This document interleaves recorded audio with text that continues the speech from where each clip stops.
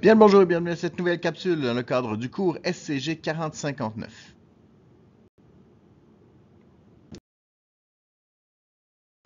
Aujourd'hui, on travaille encore dans le système digestif, mais cette fois-ci, on va parler quantité pour bien comprendre comment quantifier le nombre de calories ou le nombre de constituants qu'on va pouvoir absorber à l'intérieur de notre organisme.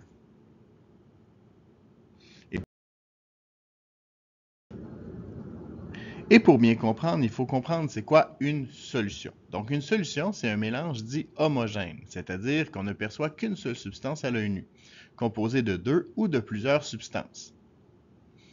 La substance qui est présente en plus grande quantité, généralement c'est l'eau, sera appelée le solvant.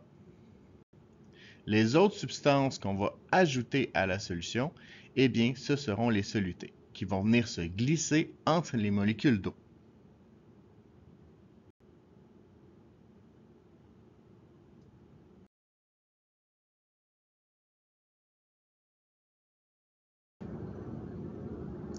Comme on l'a dit quand on a parlé des propriétés, la solubilité, c'est la quantité de soluté que je vais pouvoir dissoudre dans mon solvant.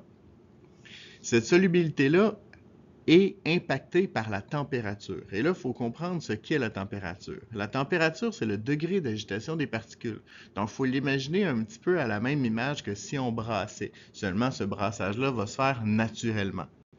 Lorsque le soluté est solide, il faut comprendre que c'est comme lorsqu'on brasse une solution d'eau et de sel ou de chocolat chaud. Donc à ce moment-là, si on brasse cette solution-là, évidemment, je vais avoir une solubilité, donc je vais avoir une quantité de soluté plus grande qui va pouvoir se dissoudre plus facilement dans ma solution.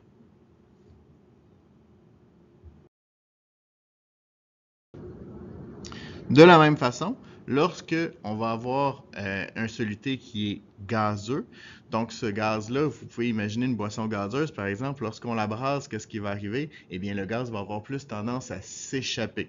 Donc, avec la température, mon gaz va plus avoir tendance à s'échapper, donc la solubilité d'un gaz va diminuer avec la température.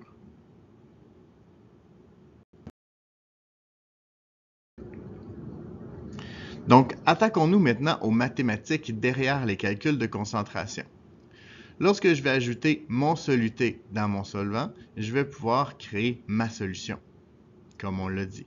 Donc, la concentration d'une solution, c'est toujours le rapport entre la quantité de soluté et la quantité de solution, et non de solvant. Donc, la quantité de solution. La formule, ce sera donc la concentration qui est égale à la quantité de soluté sur la quantité de solution. Mais attention, cette quantité de soluté-là, elle peut s'exprimer de différentes façons. Ainsi, plus il y a de soluté dans la solution, plus la concentration est élevée. Inversement, si on ajoute du solvant, on augmente le volume de la solution sans changer la quantité de soluté, donc la concentration va diminuer.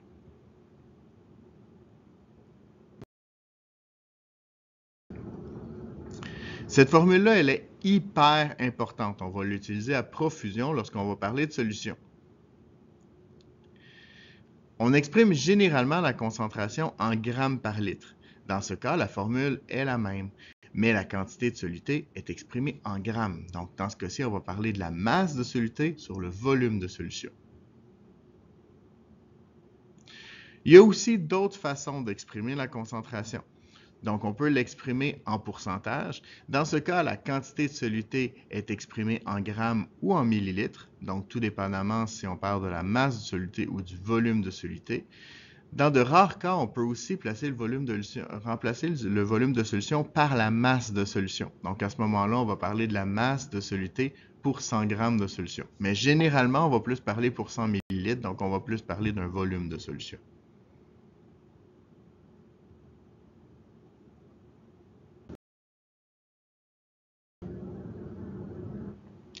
Donc maintenant, prenons deux solutions identiques et ajoutons du solvant à l'une des deux. On voit que le volume de solution a augmenté et donc sa concentration va avoir diminué. Si on rajoute de l'eau à du jus d'orange, le jus d'orange va être moins concentré.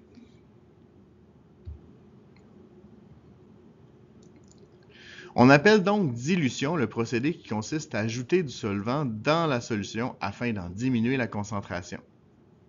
Lorsqu'on fait une dilution, on appelle solution mère la solution concentrée et solution fille la solution diluée.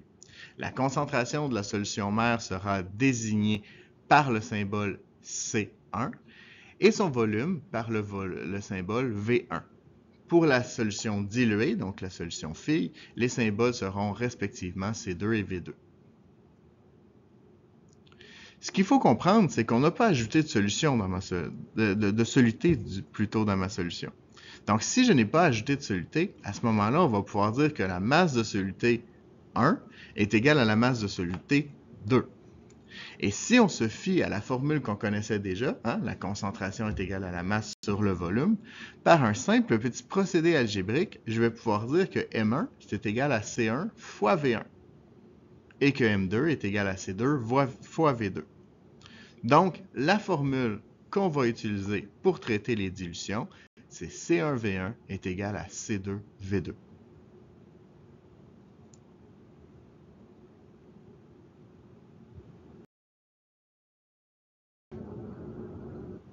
Faites bien attention à un détail par contre. Si on ajoute 4 volumes d'eau à 1 volume de jus concentré, on obtient 5 volumes de jus dilué. Donc à ce moment-là, on n'aura pas un V2 qui est égal à 4, mais bien un V2 qui est égal à 5. Donc faites attention lorsqu'on dit j'ajoute une certaine quantité d'eau. Cette quantité d'eau-là, il faut la rajouter à la quantité, dans le fond, au volume de jus concentré pour avoir notre volume final. Même principe, si je vous demande, c'est quoi la quantité d'eau que je dois ajouter à une solution pour obtenir telle ou telle concentration. Donc, c'est le même principe. À ce moment-là, il faut faire attention, il faut faire V2 moins V1 pour trouver le volume d'eau. Donc, le V2, ce n'est pas le volume d'eau, mais bien le volume de jus dilué. Et c'est ce qui met fin à cette capsule. J'espère qu'elle vous a plu. Vous êtes maintenant les experts. À vous de surpasser le maître.